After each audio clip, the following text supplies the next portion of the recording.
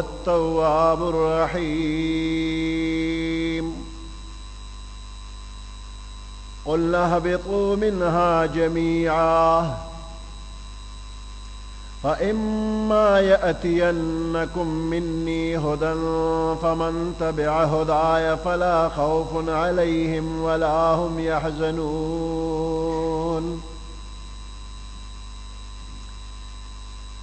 والذين كفروا وكذبوا بآياتنا أولئك أصحاب النار هم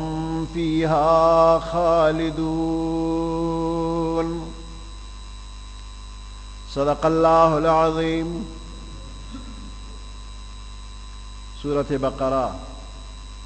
आयत नंबर 37, 38, 39। हजरत आदम अलैहिस्सलाम द जन्नत न द आसमानुनो न दुनिया तज़मके ता राकुज़ शो। 300 काला په غم او په خفقان کې تیر کړل، جړا یې کړې ده، ډېره زیاته جړا وشوله، په زړه کې دنه دنه غم او په خولې باندې هېڅ ویلی نشي. هسې نه الله نور خفه شي نو الله پاک د زړه په حال باندې خبردار داسې کلمات یې ورته وښول چې په هغې باندې الله ترېنه رضا شو او د معافۍ اعلان وشو. فتلقى آدم من ربه کلمات،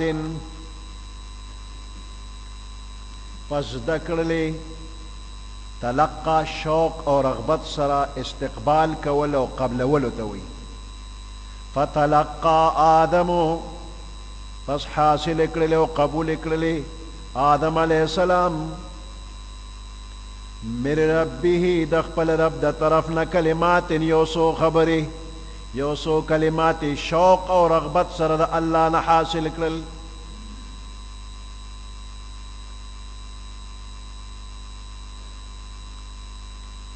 فتاب علیه، نو پس الله پاک رجوع د رحمت وکړه په آدم علیہ السلام باندې. فتاب علیه، تاب یتوب اصل معنی رجوع کول، د توبې نسبت چې بنده ته وشي، یہ بنده توبه وویستا، نو د دې مطلب سوي په تیر شوي وخت کې د ګناه په کار باندې خپېمانتیا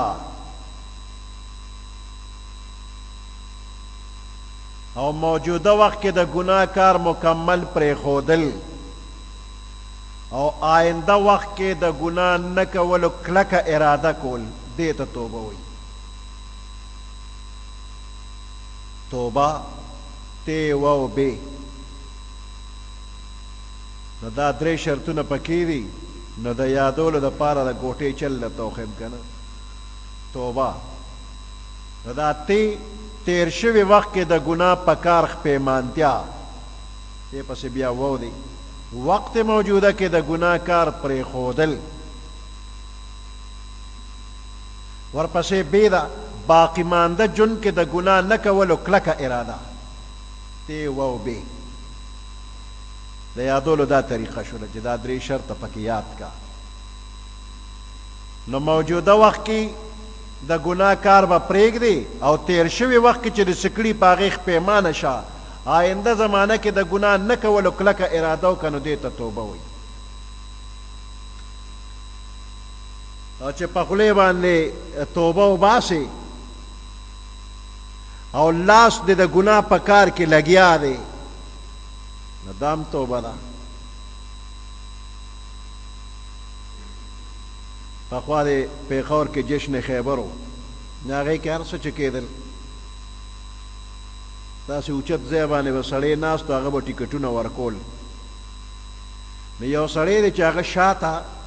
تسبیح نیولي، نو برغې برغې دانې په یو لاس اړی او بل لاس یې داسې اوچت نیولې دی هغه سړي نه ټکټ غواړي چې ټکټ راکړه نو ټکټ چې والي دننه لاړ شي خو څه ناروا به ګوري که نه نو د نارواو ټکټ په یو لاس اخلي او په بل لاس کې تسبیح دی او برغې برغې اړوي نو دام توبه ده چې د استغفار وي استغفر الله استغفر الله او د ګناه ټکټ اخلي وی توبه برلب صبح برکف دل پر از شوق گناه معصیت را خنده میں آیت ز استغفار ما صبح برکف تسبیح پلاس توبه برلب پخلی توبه توبه دل پر از شوق گناه او زړه د ګناه د شوق نه ډک دی معصیت را خنده میں آیت ز استغفار ما دی ګناه لمزما په دې توبو پورې خندا ورله داسې توبه خدای نه قبلوي لباسي توبه د چا قبلېږي نه د زړه نه توبه وباسه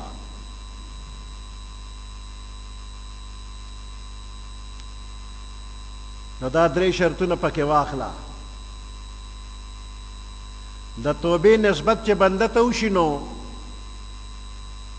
دا درې شرطونه مجموعه دا توبه ده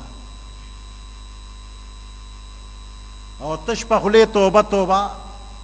دا توبه نه ده او که د توبې نسبت الله ته وشي تاب الله نو بیا د توبې مطلب دا چې الله رجوع د رحمت په دې خپل بنده وکړله یعنې توبه ولا قبول کړه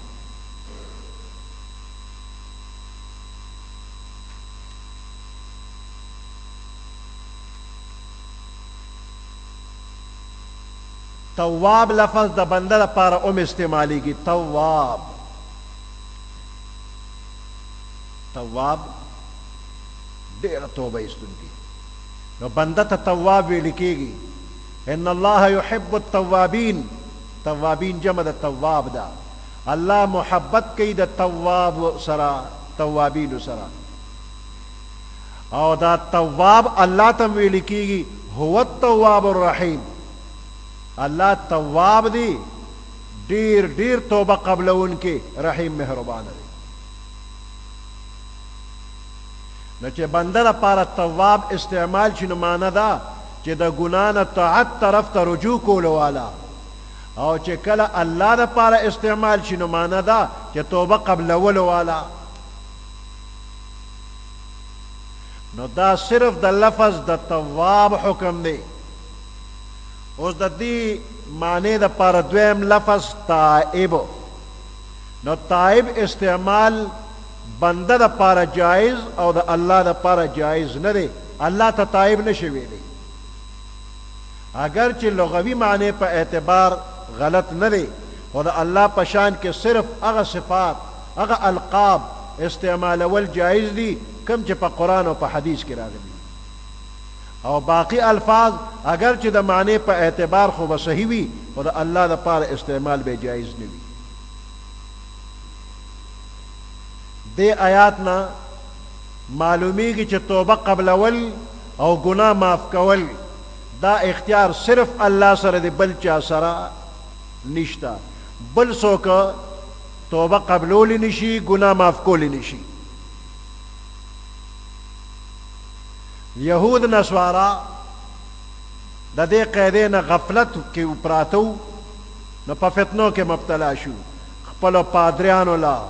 خپلو پیرانو لا بلاړل هغې ته به یې څه هدیه ورکړله او زما ګناه معاف کا هغه به ورته زه معاف مې کړلې یا پیسې دې لږې راوړي لږې نور هم راوړه نو به دې بخم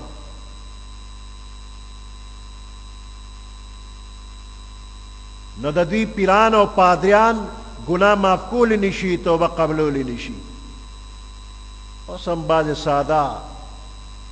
ناواقفه مسلمانان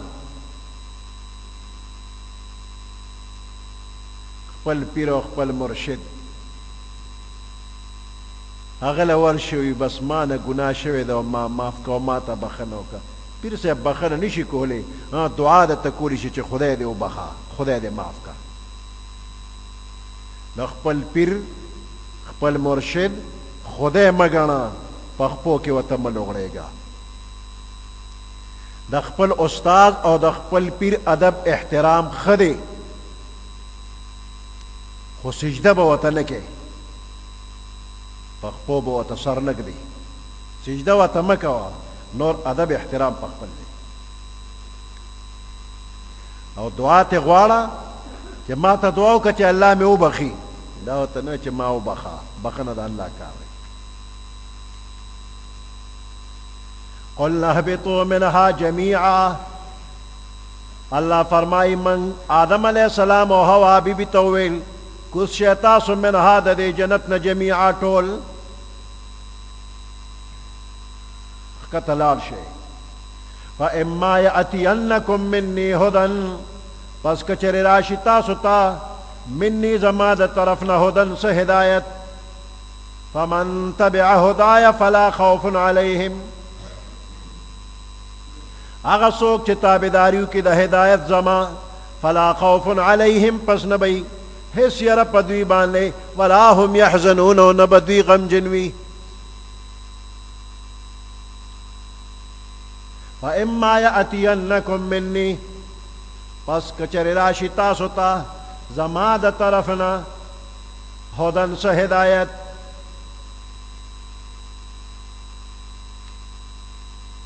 دا قلنا اهبطوا حکم یو ځل مخکې وشو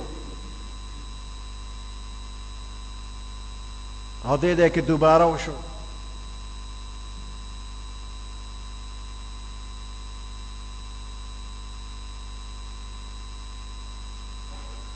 نو دوباره راوړل دې کې حکمت دی مخکې آیات کې چې قلنا اهبطوا ویل شوی دی هغه بطور عتاب بطور سزاو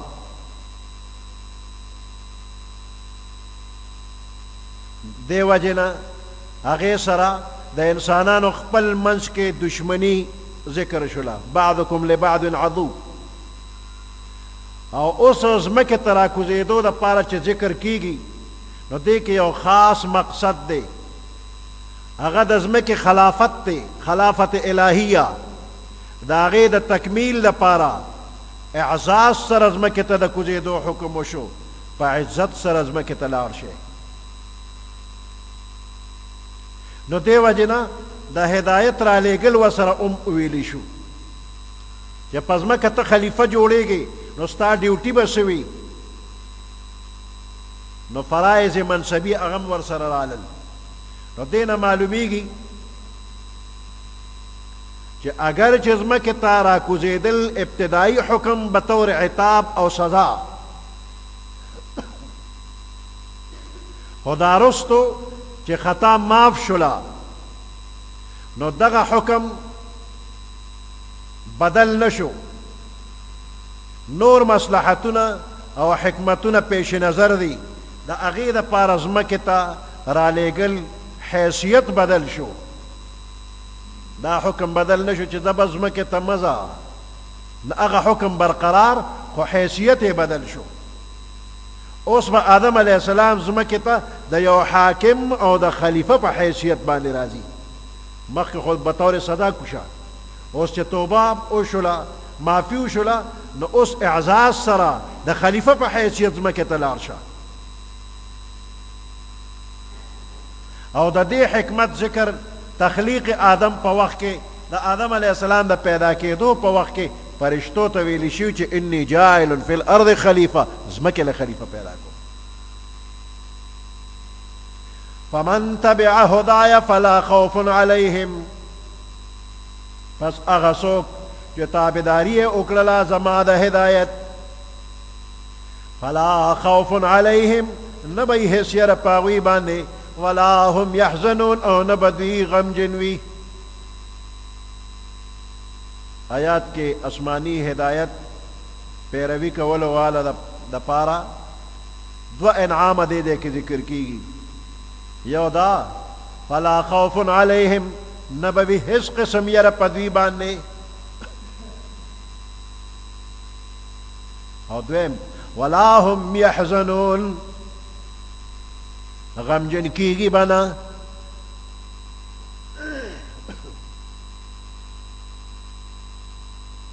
خوف ستوي او حزن ستوي آئندہ زمانہ کے پیخیدن کے تکلیف او مصیبت د دې فکر ته خوف وي آئندہ زمانہ کې پیخیدن کې مصیبت او تکلیف چې کم اندېښنه وي دغه ته خوف وي او حزن د یو مقصد یو او د یو مراد فوت کېدلو باندې چې کم احساس په دې اړه کې راځي نه هغې ته غم وي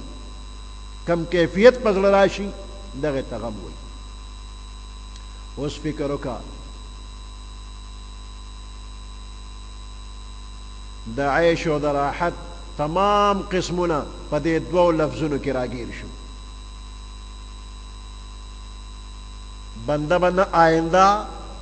فکر کوي غم به کوي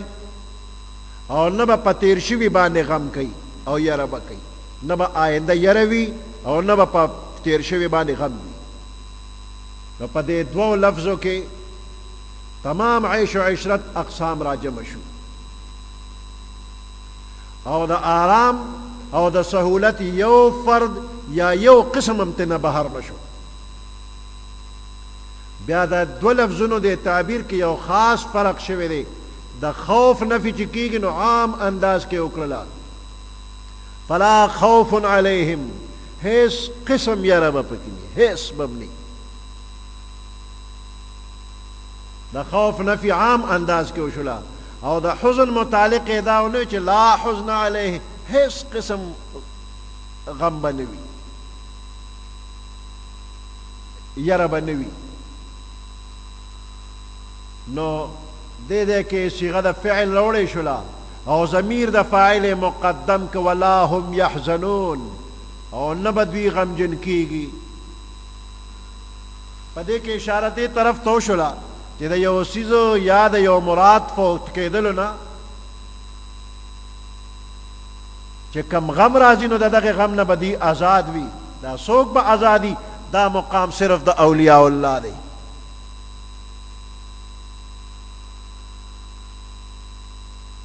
الا ان اولیاء الله لا خوف علیهم ولا هم يحزنون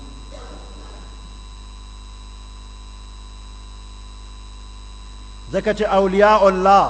د الله په هدایات مکمل روان وي او د دوی نه علاوه هیڅ یو انسان د غم نه خالی نه دی که د دې ټولې دنیا بادشاه شي نو د غم نه خالی نه دی یو لوی بادشاه د غم نه خالی نه دی په دې دنیا کې څوک بېغمه شته وی دری دنیا کسی بیغم نباشد اگر باشد بنی آدم نباشد پا دی دنیا کے سوک بیغم نشته دی که بیغم دی اولی ناغا بنی آدم ندی ہمیشہ بے یو پند غم پسروی چی پسری وی دستار دی دنیا ہمیشہ بغم جنی اور دے مقابلہ کی اولیاء اللہ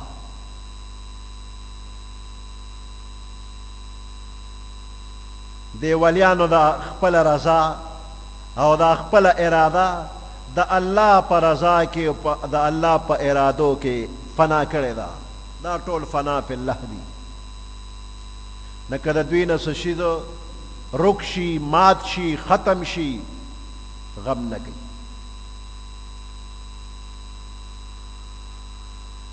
شیخ عبدالقادر جیلانی رحمت الله علیه داغه خلوت خانه وا او د چین نه یو دوست والا یو مزیدار شیشه راوړه هغه زمانه کې د چین شیشه ولا راوړه او ډیره خشتا ډیره قیمتي شیشه وا او داس چارادام چې به وکړل نو هغه شیشه ته بودره د ګیره مبارکه کې به ګمنځو والا ګیره به خپل کړل پټکه مبارک به پسر ک برابر د خپل جامع برابر وکړي شیشه ته بل ګدرېدو یو خادم و صفیه کولا ناگانه په صفیه کې هغه شیشه هواله شو چې را پرېوته نو زره زره شوه د مخ کتو قابله بیا نه وه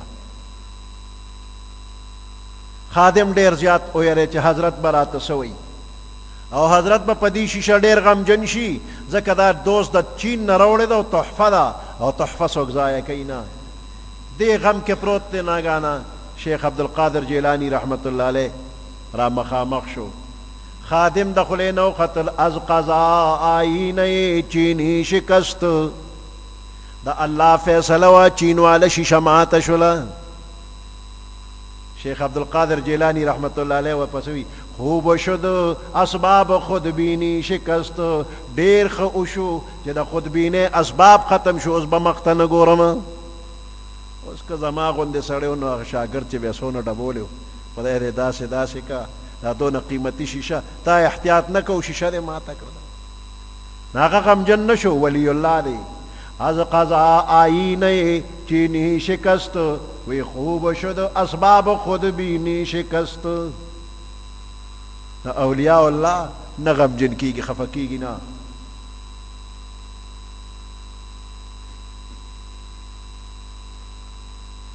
او قرآن کې الله فرمایي جنتیان چې جنت ته لاړ شي شکر به ادا کی وی با الحمد لله الذي اذهب عنا الحزن، الحمد لله الذي حمد ثنا اغه الله لرا اذهب عنا الحزن چې زمنګ نه غمونه لري کړل. دې آیات نه معلومیږي سنه سغم په اولیاء الله باندې مشته. صرف هغه کسان د غم نه بچ دي چې ټول خپل غمونه هغه الله په محبت کې د ځان نه ایر کړي دي. چې کوم انسان خپل تعلق د الله سره جوړ کی او الله سره تعلق مضبوط کی، نو بس هغه نه په دنیا کې غمونه اړخته شو. د اردو شاعر دی وی جو بچنا ہو غموں سے آپ کا دیوانہ ہو جائے، کہ دا غمونو نزان بچ کول غواړي دا الله دیوانه جوړ شه، په الله مین شه، دیوانه بدر نه جوړ شي نو غمونه بدی نه وي. نو دې آیات کې د بزرګانو د غم او د یری نفي چې شوی دی نه مراد دا دی چې د دنیا په هیڅ تکلیف باندې د دنیا یو خواهش نه پوره کېدو باندې به غمجن نه وي، ها د آخرت فکر به ورسره په هغې به غمجن وي. پیغمبر علیه السلام به همیشه غمجن ناست و، همیشه به په یو فکر کې و.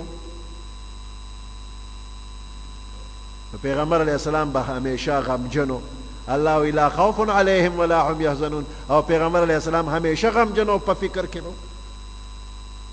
نو دا فکر د سو دا د دنیا فکر نو، دا د دنیا غم نو. که دنیا ټوله ختم شي نو پیغمبر علیه السلام نو خفا، بلکې د الله پاک هغه عظمت او جلال دا هغې په وجه به فکرمندو، او دا به فکر کو چې یا الله دا ټول خلق دی جنتیان شي ولې دوزخ ته روان دي. نو دا فکر د آخرت دی، د دنیا نه دی. دا غم د آخرتو، دا غم د دنیا نه دی. نو په دنیا کې لا خوف علیهم ولا هم یحزنون، په دنیا کې به د دنیا د وجې غم نه وي، یره به پې ني، او د آخرت فکر به خامخا ورسره.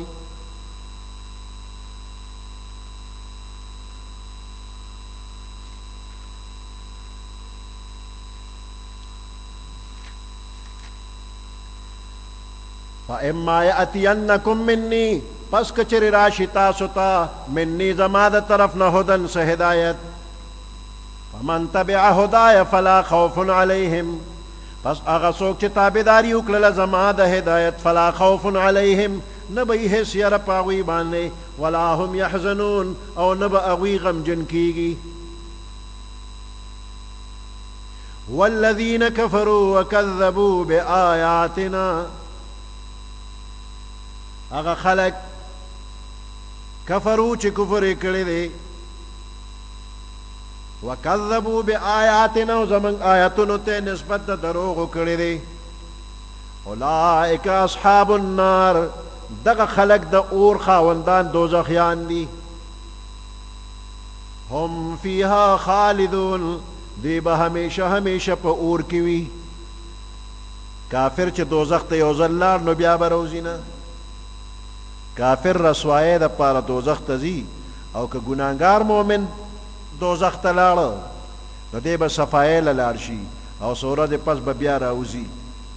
او کافر به ورته پسخېږي، دی به راوځي نه.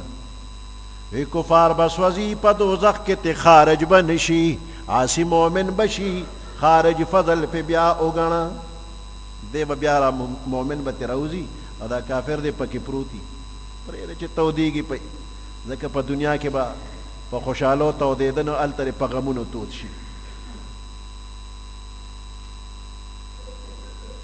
ورپسے بنی اسرائیل دوی سر اس خطاب کی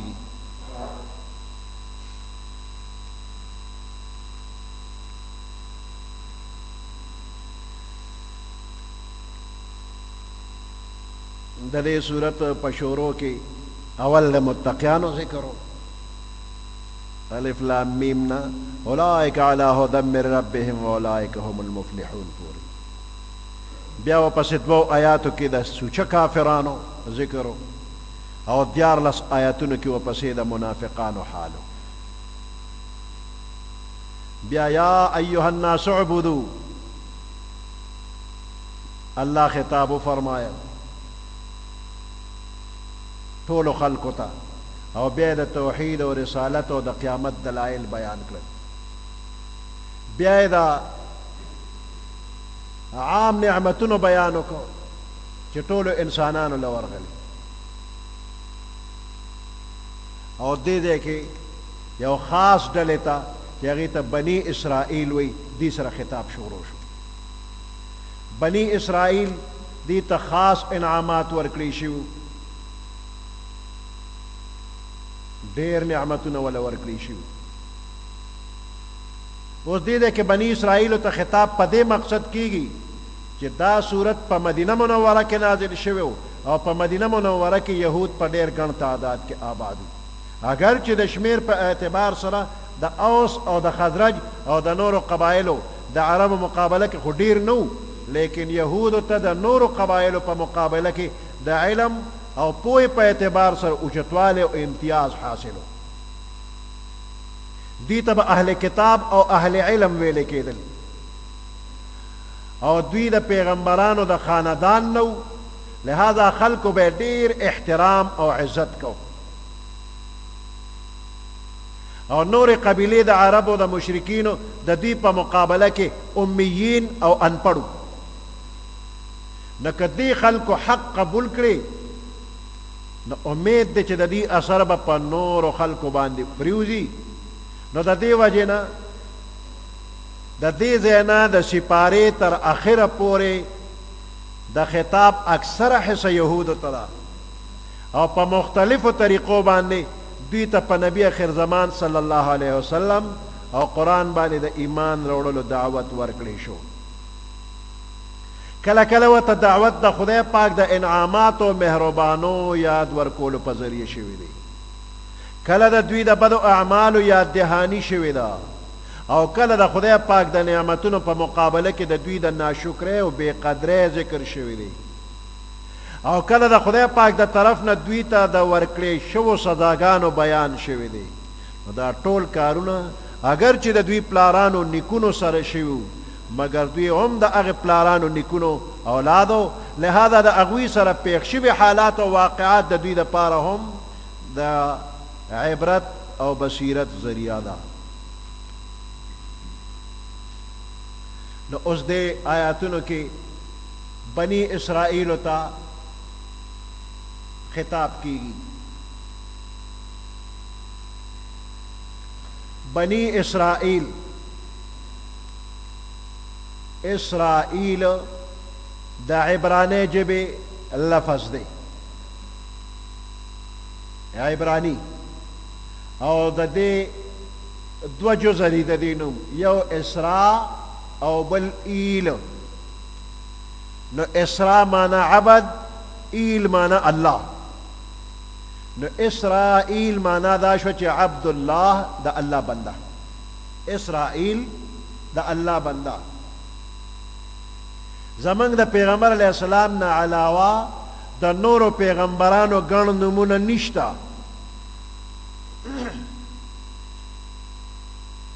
یو نم بیو صرف یعقوب علیہ السلام دا دو نمون دی یو یعقوب او دویم اسرائیل او د اسرائیل معنا عبد الله د الله بندا دې ده کې یا بنی یعقوب یې ونوي یا بنی اسرائیل وي حکمت پکې دا دی چې د لقب ته د نوم ته وګوره دینه معلومیږي چې موږ د هغه چا اولادو چې هغه د الله بنده او د الله بندگی به کوله عبادت به د الله کو د غیر الله نه نو موږ له پکار دی چې څنګه بابا د الله عبادت کو موږ هم په هغه لار روان شو د الله عبادت کو د بل چا نه بابا د چا عبادت کو د الله د بنی اسرائیل بابا څوک دی یعقوب علیہ السلام هغه خدای الله عبادت کو تاسو د الله عبادت وکړئ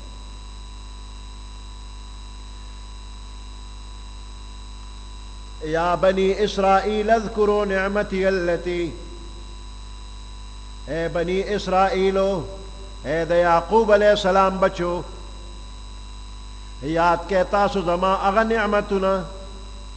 انعمت علیکم چې ما پتاسو باندې کړی دي بنی اسرائیلو باندې د الله د طرف نه ډېر خاص انعامات او احسانات شو په زرګونو پیغمبران بنی اسرائیلو کې راغلي دي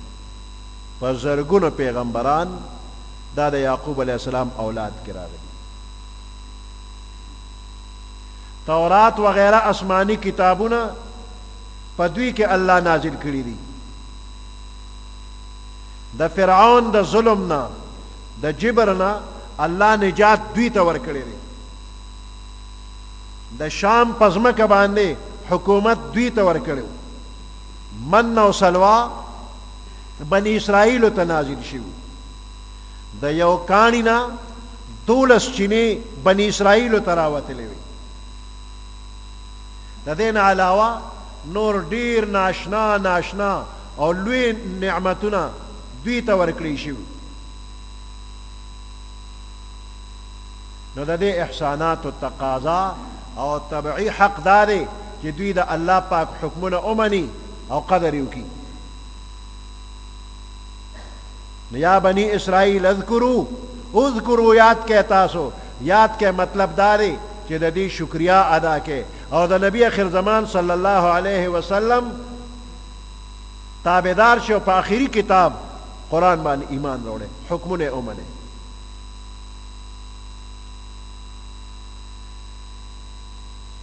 یا بنی اسرائیل اذکروا نعمتی التي اے بنی اسرائیل یاد کے تاسو نعمت زما التي انعمت علیکم اغه چې ما پتا سو باندې نعمتونه کړی دي واوفوا بعهدی پورا والیو کې زما په وعده باندې اوفو دا وفا نه دی او وفا په عربی کې پورا والی ته ویلی شي لکه الله فرمایي واوفوا الکیل اذا کلتم چې کله تاسو ناپ کوئ نو پورا ناپ وکئ پیمانه ورکوئ نو پورا ورکئ وفا بعهده بنده وعده کړی و په هغې باندې پوره والی وکړه سر ته یې ورسوله ماته یې نه کړه عهد د یو څیز د حفاظت او وقتاً فوقتاً د هغې خیال ساتلو ته ویلی شي وعدې ته عهد د دې وجې نه ویلی شي چې د دې هم پوره حفاظت کیدی شي او خیال یې ساتلی شي نو دلته کې الله پاک فرمایي چې ای بني اسرائیلو تاسو زما سره عهد پوره کې زه به ستاسو سره عهد پوره کما الله پاک د عهد نه څه مراد دی او د دوی د عهد نه څه مراد دی چې الله وایي ما تاسو سره وعده کړې زه به هغه پوره کړم او تاسو ما سره وعده کړې زه تاسو هغه پوره کړئ نو د دې وعدو نه څه مراد دی د دې په حق کې مفسرین د هغوی خپل رای ده خو لنډه خبره دا ده چې الله پاک د دوی نه د الله د حکمونو د منلو او د ټولو نافرمانو نه د ځان بچ کولو یو وعده اخیستې وه او د دې په مقابله کې دوی سره د دوی د ګناهونو د معاف کولو او دوی ته د جنت ورکولو او همیشه ابدي خوشحالي ورکولو وعده الله کړې وه او دارنګ په دنیا کې با عزته ژوند ورکولو وعده ورسره شوې وه او د خدای پاک د حکمونو په مخالفت او نافرمانو اختیارولو باندې ورسره د سزاګانو ورکولو وعده شوی.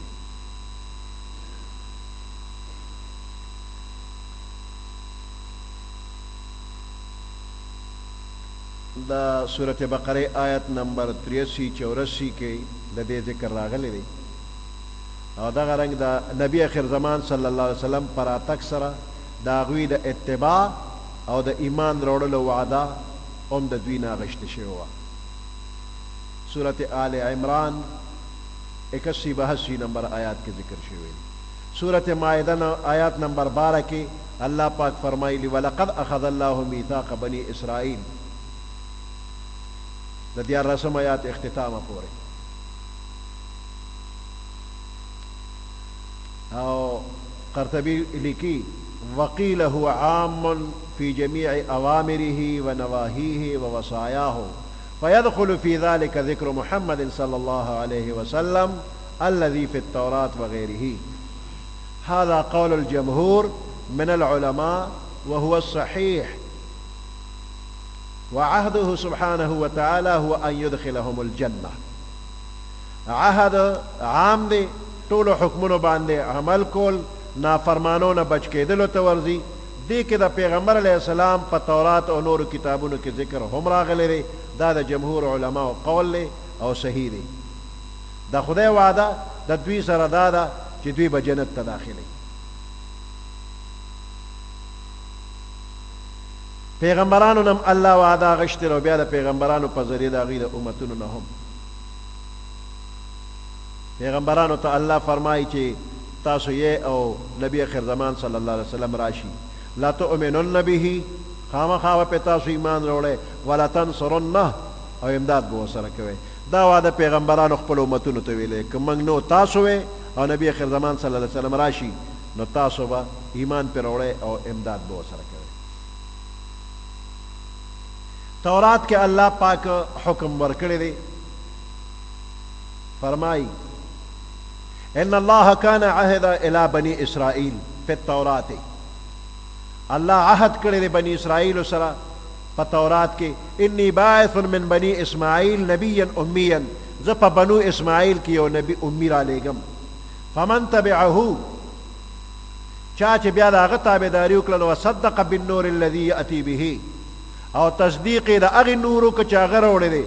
ای بالقرآن، غفرت ذنبه، نو زه به د ده ګناه معاف کړم، وادخلته الجنه، زه به یې جنت ته داخل کړم. ګوره تورات کې دوی سره وعده شوې ده چې په بني اسماعیل کې به د اسماعیل علیه السلام اولاد کې به پیغمبر نبی اخر زمان صلی الله علیه وسلم راځي، په هغه به ایمان راوړی چې چا پې ایمان راوړو د هغه د قرآن تصدیق یې وکړه، الله وایي زه به یې جنت ته داخل کړم. الله وایي ما سره دغه وعده پوره کا چې زه د سره دا خپله وعده پوره کړم، نو زه به د جنت ته ولیږم.